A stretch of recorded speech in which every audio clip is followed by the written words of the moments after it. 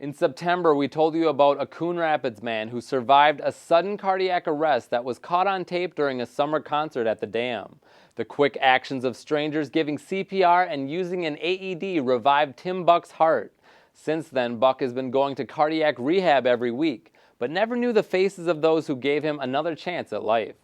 It's kind of an interesting thing that's going to happen. Tim Buck, along with his wife Fatima of Coon Rapids, walked to his car and drove across town. I think this is a very important day, and I've been looking forward to it. Waiting to see him were Chris Shields, Ryan Radke, and Mark Snell, three strangers who met Tim once before. It was my son's patrol's weekend or Thursday night do the pop and water for and popcorn for the Boy Scouts. I just happened to be down at the dam with visiting my former boss. I was outside the park doing some traffic control.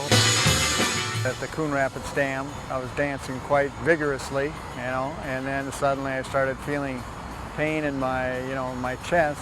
And that was the last thing I knew that happened, and I was gone. I knew he needed help, and I jumped in, checked his pulse, no pulse, and I started CPR. Coon Rapids Dam, we're going to need, we have somebody down, he's blue, and not sure what's going on there, people helping him, but we'll need fire and rescue and expedite it. I heard a code blue call over the radio, and that's when I jumped in my truck and I ran over to the scene. I grabbed an AED out of my vehicle and I saw Tim lying there, so I gave it to my coworker. She strapped it on. I walked over and tapped the person that was attempting CPR and tapped him out and began doing heavy compressions and just there on until emergency services showed up. Their quick actions, along with a few others, got Tim Buck's heart beating again after he suffered sudden cardiac arrest on the dance floor. Next thing I remember when I woke up and I seen the doctors and I was in the hospital, then I realized there's something serious happened, so then I got the detail from all the doctors of what went on. They told me that I'd have to have a quadruple bypass, and I wasn't looking forward to that. But there's no other choice, because my arteries were pretty much blocked up. So that was a good choice. After surgery the next day, Tim began his recovery process, never knowing those who gave him another chance at life. No, I haven't talked to one of them yet. Nearly 3 months after Tim clinically died and was brought back, he finally got a chance to meet his team of rescuers. Thank you very much. Oh my God, thank you. Good to see you standing. Introduce yourself. What's your name? Ryan. Brian? Yep. Ryan is one of the guys doing CPR on you. Oh my God. Wow. Thank you. You're the first one, right? Yep. Oh, video. Thank you.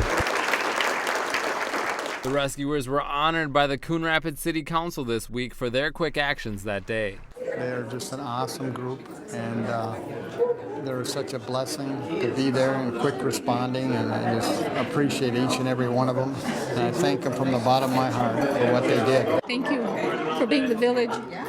Thank you for showing up. Thank you for caring. It's all about heart. It feels great. He looks awesome. A lot better than when I saw him lying there. We actually saved a life. It's fantastic to see him up and around, and that our efforts weren't in vain. Well, it was awesome, considering where 95% of the people in Tim's situation find themselves. It's just, it's something else. It's something that typically doesn't happen. So you're watching a miracle walk around. I don't get to touch a miracle too often. 3 of the rescuers who helped deliver CPR had been trained by HeartSafe Coon Rapids, a program that offers instruction on how to respond when someone suffers sudden cardiac arrest and also delivers AEDs throughout the community.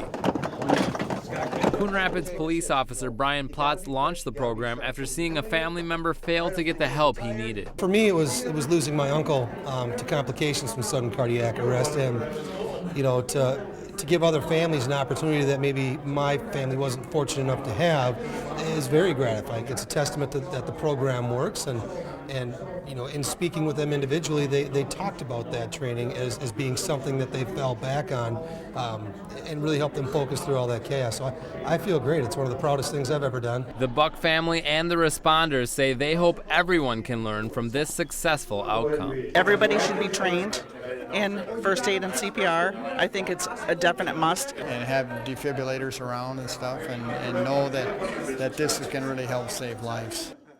And if you would like to help the Buck family with high medical expenses, a benefit has been set up. For more information, go to our website at ctnstudios.com.